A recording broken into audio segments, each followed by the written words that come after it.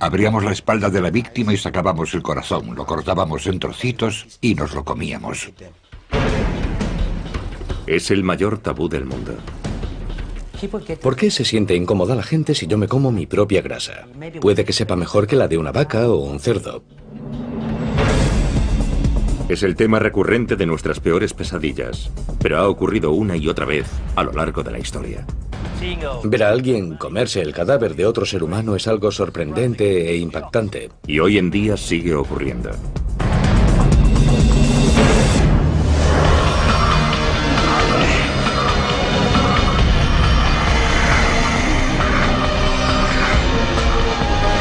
Extraños rituales.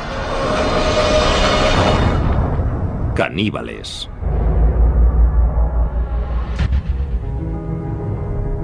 Canibalismo siempre ha sido la transgresión por excelencia. Es un viaje en el que una vez has cruzado la línea, ya no hay marcha atrás a los ojos de mucha gente. Siempre hay algo peligroso en ti.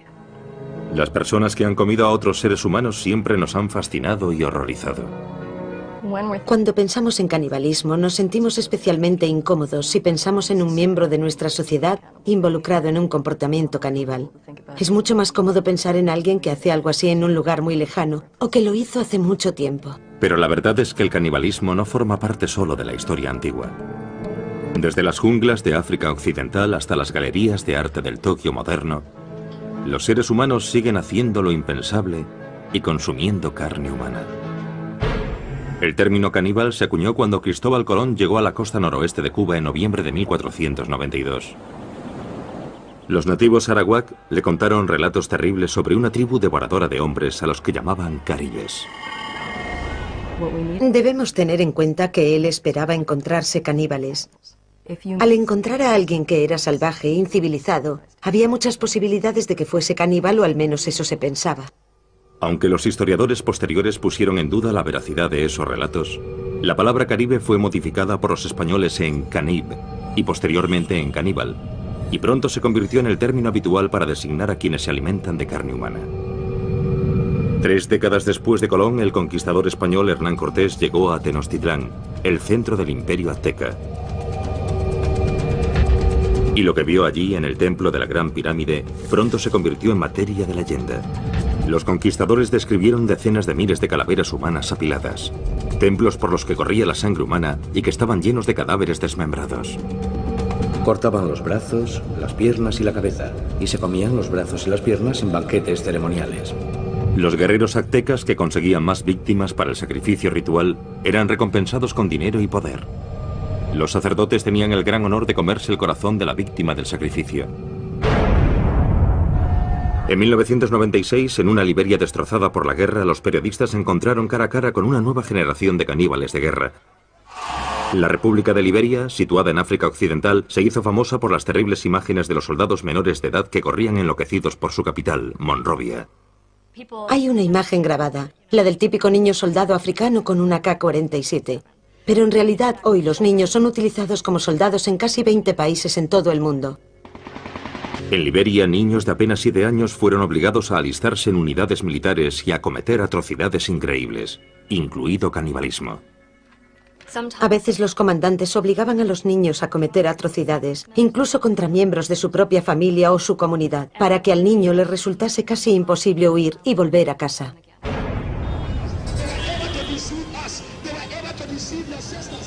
Joshua Bly era uno de los señores de la guerra más famosos de Liberia. Presume de ser responsable personalmente de la muerte de más de 20.000 hombres, mujeres y niños. Él y sus seguidores además practicaron el canibalismo. Creían que comer corazones humanos les hacía invencibles. Si me disparas no pasará nada. Si un hombre se pone ante mí con un lanzagranadas, yo me quedo allí y digo, vuelve al lanzador. Solo con un dedo, sin protección, nada. Y cuando digo vuelve al lanzador, la granada da la vuelta. Yo sabía que nada podía matarme, esa era mi idea. Unámonos en nombre de Jesús, que Dios os bendiga. Joshua Bly ahora dirige un centro de rehabilitación para ex niños soldado, muchos de los cuales lucharon con él. Durante la guerra, Joshua era conocido como el general trasero desnudo, porque estaba tan seguro de que era invencible que entraba en combate ataviado simplemente con un par de botas. Luchaba desnudo porque nuestra tradición me había concedido poderes. Según las tradiciones ancestrales de su tribu, Joshua fue elegido para ser ordenado sacerdote por el dios de su tribu, Niambe Agüe. Tenía 11 años. Mi padre me llamó. Me cogió en sus brazos y lloró, lloró y lloró. Le pregunté qué le pasaba y me contestó: hijo mío, has nacido para este propósito. Has nacido para ser el sacerdote tradicional de esta tribu. Así que han venido a por ti. De repente, oí ruidos, oí guerreros, oí por toda la casa. Hubo bailes y gritos. Los ancianos de la aldea llevaron a Joshua hasta una enorme roca en la que vivía su dios Niambe Agüe. Me quedé de pie ante aquella roca 3 días y 3 noches. Vi literalmente cómo la roca ascendía. Me quedé allí de pie y después la roca volvió a la tierra y giró sobre mí. Cuando miré qué había debajo de la roca, vi un enorme monstruo. Le miré a la cara y la tenía deformada. Entonces me saludó y me dijo: hijo mío, bienvenido. Le pregunté: ¿eres Niambe Agüe? Y me contestó: sí, lo soy. Niambe Agüe implantó depósitos de fuerza bajo la piel del niño. Le dijo que le darían poderes sobrenaturales para proteger a la aldea y para asegurar el éxito de sus cosechas. A cambio de estos poderes, Niambe Agüe exigió a Joshua que continuase con la tradición de su tribu y realizase sacrificios humanos rituales. Me dijo que tenía muchos sacerdotes que no cumplían con las tradiciones y que tenía que matarlos. Se escogieron víctimas para el sacrificio entre los ancianos de la aldea, para que Joshua pudiese hacer las ofrendas tradicionales a Niambe Agüe. Yo era un hombre mágico. Era un superhombre. Más aún, cumplía un deber para con mi tribu: asegurarme de que estaban protegidos. En 1980, un miembro de la tribu de Joshua, Samuel Doe, derrocó al gobierno liberiano. El deber de Joshua como sacerdote de Doe era llevar a cabo sacrificios humanos. Los glóbulos blancos de las víctimas se usaban como pociones mágicas para asegurar el poder de Doe. El sargento mayor Samuel Canyon Doe era el presidente, así que inyectamos su fama en la mente de la gente, tomando estos glóbulos blancos y llevándolos a diferentes restaurantes y pagándole a los dueños de esos restaurantes para que los incluyesen en el menú. Así, todos los que comían en ese comedor automáticamente temían al presidente Doe. Cuando Samuel Doe fue asesinado en 1990, Joshua Bly se nombró a sí mismo general trasero desnudo y tomó el mando de una unidad de niño soldado. Fue el comienzo de los 6 años del reinado de terror de Joshua, convertido en uno de los más sangrientos señores de la guerra de Liberia. El sacerdote liberiano Joshua Bly cambió su nombre por el de general trasero desnudo cuando asumió el mando de un grupo de soldados en la guerra civil de Liberia. Pasé de ser un sacerdote a ser un guerrero tradicional. En aquella época yo tenía 14 años. Cuando conocí a Trasero Desnudo éramos 28 soldados jóvenes. Como la mayoría de los niños soldados, Sarti Bropley no decidió libremente ir a la guerra. Mi padre fue asesinado por los soldados rebeldes. Y mi madre estaba sola. Mis hermanos y hermanas eran niños. Y en aquella época, si no eras soldado, no podías salir a trabajar ni conseguir comida para tus padres, que acababan muriendo de hambre. Así fue como me metí en la guerra. Como guerrero tradicional, Joshua empleó el sacrificio humano y el canibalismo ritual para otorgar poder y proteger a sus jóvenes soldados. Nos dijo que debíamos bañarnos en sangre y beberla. Yo le dije que no podía bañarme en sangre, ni por supuesto bebérmela, que no lo había hecho nunca. Y me dijo que eso me haría poderoso si quería seguir con él, y que era la única forma de que las balas no me alcanzasen. Así que me dio su sangre. Cuando bebí aquella sangre empecé a sentirme mal, quería vomitar. Joshua disparó un arma para distraer al joven Sarti de sus náuseas. Disparó una bala al aire y me hizo valiente. Cada vez que oigo un disparo me vuelvo valiente. Y después me preguntó, ¿cómo te sientes? Le contesté que cuando disparaba mi corazón latía y que me sentía valiente, que quería luchar. Y se echó a reír. Los hombres de Joshua realizaban sacrificios humanos rituales antes de cada batalla para aumentar sus poderes y ser invencibles. Es como un toquecito al poder que ya tienes. Había que activarlo para luchar. Todo el mundo tenía un día en el que debía hacer un sacrificio humano. Llegó mi momento. Me dijo, hoy sacarás tú el corazón.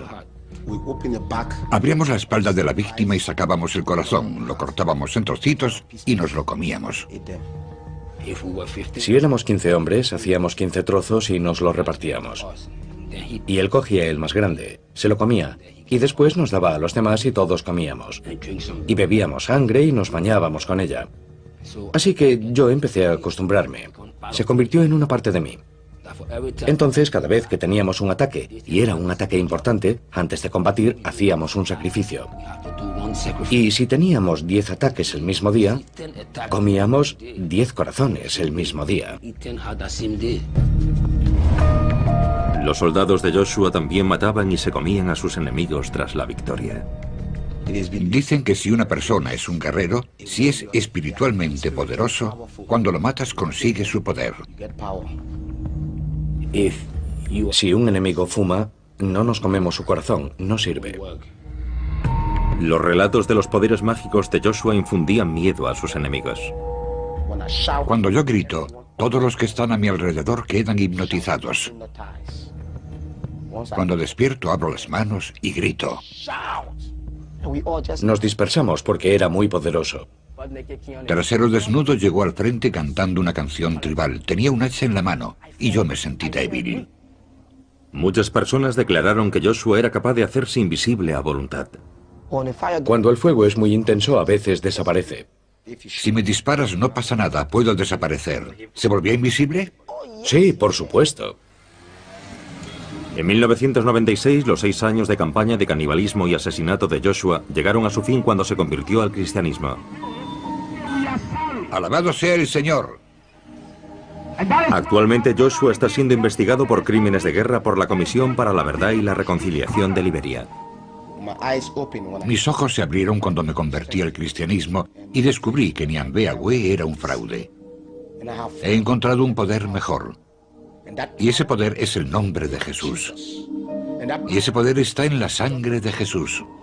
Jesús tomó el control de mi vida desde 1996. Les dije a los otros, mirad, yo era uno de los vuestros y he encontrado un poder mejor. Y no nos cansamos de repetir cuánto lamentamos haber causado tanto mal a esta nación. Alabado sea el Señor.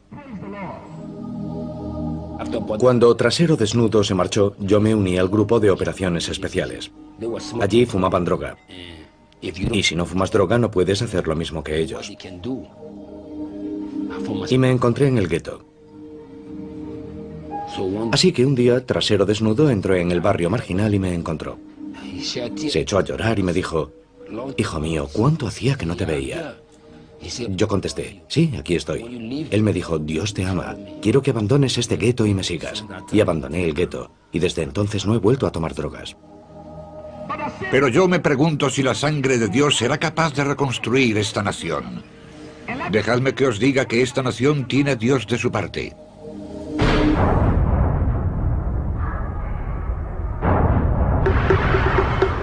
A lo largo de la historia, el canibalismo y la religión a menudo han ido de la mano.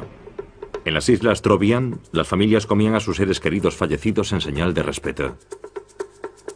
El consumo de ciertas partes del cuerpo humano en el marco de determinados rituales funerarios está considerado una forma de compartir el destino de una persona a la que estás muy unido. La filosofía subyacente es muy sublime. En realidad es muy profunda y hermosa en muchos sentidos.